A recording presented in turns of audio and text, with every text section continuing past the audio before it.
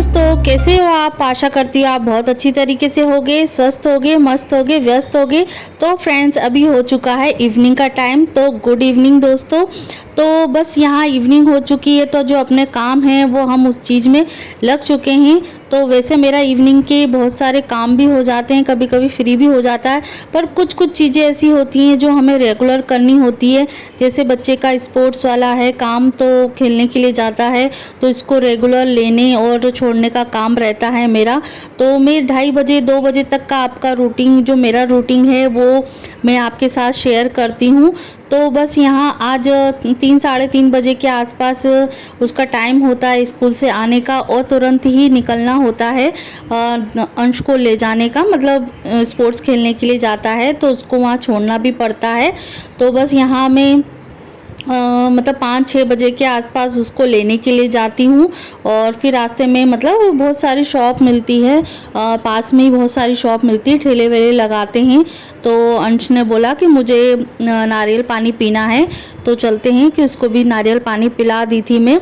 और ये अभी थोड़ा सा टाइम हो रहा है, कुछ 7:30 बजे के करीब हो रहा है। तो बस यहाँ 7:30 8 बज रहा था, तो हस्बैंड ने बोला कि मुझे कुछ चटपटा खाने का मन कर रहा है, रोटी सब्जी खा के बोर हो चुके हैं। तो मतलब यही है कि हस्बैंड का भी थोड़ा सा चटपटा खाने का मन करता है, बच्चों का भी साथ साथ में हम सब भी खा लेते हैं। तो बस ये है कि मम्मी पापा ज़्यादा मतलब स्पाइसी खाते तो हैं, पर ये जो मैगी है और ब्रेड है और पास्ता वैसे तो नुकसानदायक ही होता है, पर कभी सभी चल जाता है। ज़्यादा रेगुलर ये चीज़ें नहीं भी खाना चाहिए, कभी सभी तो हो जाता है। तो ये मम्मी पापा को ज़्यादा पसंद नहीं होता है, और मम्मी तो चलो थोड़ा बहुत खा लेती हैं, पर ज़्यादा जैसे खाते हैं ना खाने की तरह, उस तरीके से नहीं खाते हैं। तो बस यहाँ मम्मी के लिए मैंने पराठे सेक दिए थे, पापा के लिए भी सेक दिए थे। तो उन्होंने बोला कि 4-4 पराठे हमको सेक देना, तो हम वो खा लेंगे। और पापा तो बिल्कुल नहीं खाते हैं पास्ता, तो मम्मी बस थोड़ा बहुत लेती हैं और मन करता है तो यहाँ मम्मी के लिए भी, दोनों के लिए जो पराठे हैं वो मैंने सेक दिए थे। और आपने मतलब देखा होगा जो तेल है बहुत पीला पीला दिख रहा है, तो ये सरसों का तेल तो है ही, पर सरसों को तेल को जो हम पुल को पका लेते हैं ना, रिफाइंड तेल होता है, वो अलग चीज़ होती है, और जो सरसों का तेल होता है वो अलग होता है। उसका जो टीना आता है ना वो चेंज रहता है। पर है ना, कोई कोई सरसों के तेल में ज़्यादा थोड़ा पीलापन कम रहता है।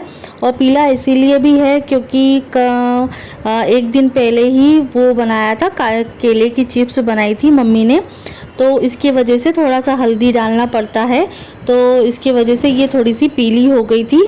तो आपसे बातें करते करते जो मेरे पराठे हैं वो भी सिक गए हैं। और यहाँ मैंने एक बड़े वाले भगोने में पानी गर्म करने के लिए रख दिया है, और बस थोड़ी देर के लिए 5 मिनट बाद मैं आऊँगी, तब तक पानी बॉयल हो जाएगा। और चलते हैं बच्चे क्या कर रहे हैं कमरे में वो भी देख लेते हैं। हो गया? हाँ हाँ, क्या हो गया? बाबू को इतनी ठंडी लग रही है? हैं? ठंडी लग रही है बाबू को? ओहो, सब लिख मारा बाबू ने, क ख ग घ सब लिख लिया। अरे वाह! और इसमें कॉपी में ये तो लिखा ही नहीं, मैचिंग तो करी ही नहीं आपने। तो लिखो, जल्दी से कंप्लीट करो, इसको मैचिंग करो। चल, तो भाई जीत जाएगा ना फिर। चलो पहले मैचिंग करो, फिर ये जल्दी से इसको देख के कर लेना, लिख लेना। चलो, क ख घ है ना, आप देख के लिख लेना, पहले इसको मैचिंग तो करो। आता है ना आपको? जल्दी फटाफट से मैचिंग करो, चलो जल्दी से। लाला जी,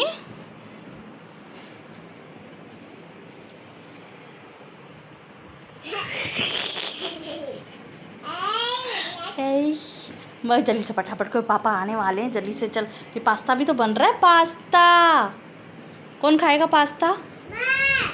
और भाई भाई भी पढ़ाई कर लेगा, भाई को भी मिलेगा पास्ता।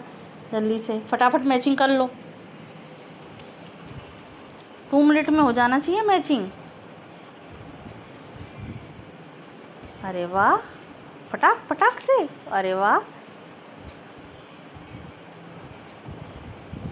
ये हो गई मैचिंग, वेरी गुड।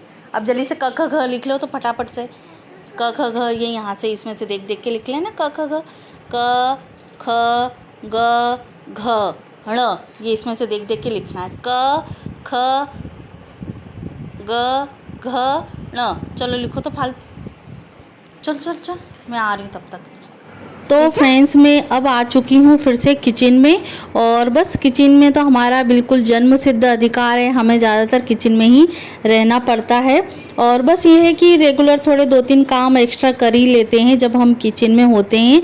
तो यहाँ मैंने पानी तो गर्म करने के लिए रख दिया था, क्योंकि थोड़ा हॉट वाटर ज़्यादा चाहिए रहता है उसमें कि काफ़ी गर्म हो जाए और थोड़ा जल्दी से ही, मतलब जो पास्ता होते हैं, एक मैक्रोनी होता है, मैक्रोनी थोड़ा सा टाइम लगता है उसको, क्योंकि मतलब ज़्यादा टाइट होती है। और जो नॉर्मल जो होते हैं ना, थोड़े यू शेप में होते हैं, वही वाले पास्ता हैं जो जल्दी से ना मतलब बॉयल हो जाते हैं। तो यहाँ मैंने थोड़ा सा नमक डाल दिया है और थोड़ा सा तेल डाल दिया है। और तेल इसीलिए डाला है कि जैसे थोड़ी देर भी हो जाती है कभी कभी, जैसे बच्चों को पढ़ा रहे हैं उधर वो ठंडा हो गया, तो इससे क्या है पास्ता चिपकते नहीं हैं। हम थोड़ा सा उसको रफ़ कर लेंगे तो वो ऑटोमेटिक ही अलग हो जाएंगे। तो यहाँ मैंने तेल गरम कर दिया है और प्याज तो मैंने पहले से काट के रखे थे, कड़ी पत्ता डाल दिए हैं, जो मिर्ची है, हरी मिर्ची है वो डाल देते हैं, जो स्वाद के अनुसार है कि इतने बच्चे खा लेते हैं।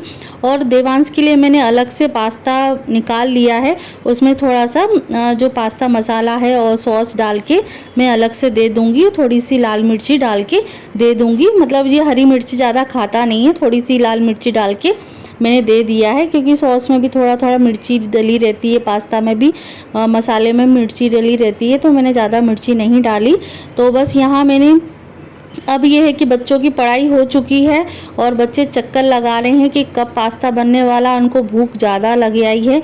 तो यहाँ ये करेले के चिप्स खा रहे हैं। और मैंने ये है कि जो अभी पिज़्ज़ा वीज़ा आया था बीच में, तो थोड़े बहुत एक्स्ट्रा ही आ ही जाते हैं, मतलब पिज़्ज़ा मंगाते हैं तो ये अपना एरोगेनो है और जो चिली फ्लेक्स है, ये सब चीज़ें रखी हुई रहती हैं। तो ये भी मैं फटाफट से इनको भी फिनिश ही कर देती हूँ, क्योंकि रखे रखे भी ये ख़राब ही हो जाते हैं। तो यहाँ पास्ता का जो मसाला है वो भी ख़त्म होने को ही है, तो इसको भी बिल्कुल फटकार लेते हैं, इसको भी झाड़ झाड़ के पूरा निकाल लेते हैं। पर यह है कि हाँ, आज का काम जो है पास्ता बनाने का वो कंप्लीट हो जाएगा और हस्बैंड का भी मन रह जाएगा। और यहाँ मैं टमाटर नहीं डालूँगी, क्योंकि टमाटर हो रहे हैं महंगे और हो चुके हैं महंगे। पर ये सी चीज़ें टमाटर में सलाद खाना, ये तो चीज़ अभी बिल्कुल वैलिड ही नहीं हो पा रहा है कि ये सलाद खा सके।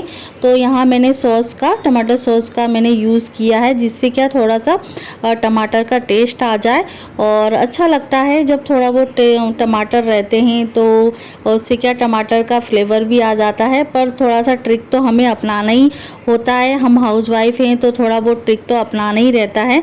बिना ट्रिक के तो हमारा जो काम है वो मतलब आसान नहीं होता है। तो यहाँ देखिए पास्ता मसाला सब चीज़ डाल दिए, नमक डाल दिया अलग से और धनिया से डेकोरेट कर दिया है, तो कैसा लग रहा है। और हल्दी भी मैंने डाली थी, मतलब थोड़ी बहुत ही डाली थी। और तेल मैंने वही वाला यूज़ किया था कि जैसे पीला वाला था, तो ज़्यादा हल्दी डालने की ज़रूरत नहीं पड़ी है। तो देखिए यहाँ मेरा पास्ता बन चुका है, अब सबको दे देते हैं। तो चलते हैं, हस्बैंड को भी दे देते हैं और बच्चे भी खा लेंगे। मैंने तो खुद तभी देखा जब इन लोगों ने मुझे बताया। ऐसा पास्ता पास्ता पास्ता किसी ने ऊपर से फेंक दिया होगा, है ना? ऊपर से कौन फेंकेगा साहब? बैठ जाओ। इसका मतलब है लड़की के साथ कुछ तो हुआ है, समझे? मुझे नहीं मालूम साहब, मैं एक गरीब आदमी हूँ। गलत जगह पे पकड़ा है इसने। मैं ऐसा गलत काम क्यों कर रहा हूँ साहब? मुझे कैसा लग रहा है बाबू पास्ता? अच्छा लग रहा है?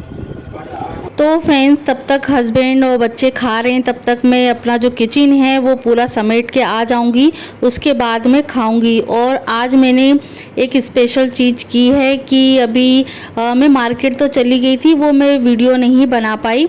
और मतलब यही पास में से मैंने दुकान से ली थी और मार्केट नहीं गई थी, मैं यहीं से पास में से लेके आ गई थी शॉप से। और पॉज स्पीड में इसलिए करती हूँ कि वो जल्दी से जल्दी पहुँच जाए और समय से पहले पहुंच जाती है। वैसे मैं जब भी राखी भेजती हूँ तो 15 से 20 दिन पहले ही मैं भेज देती हूँ।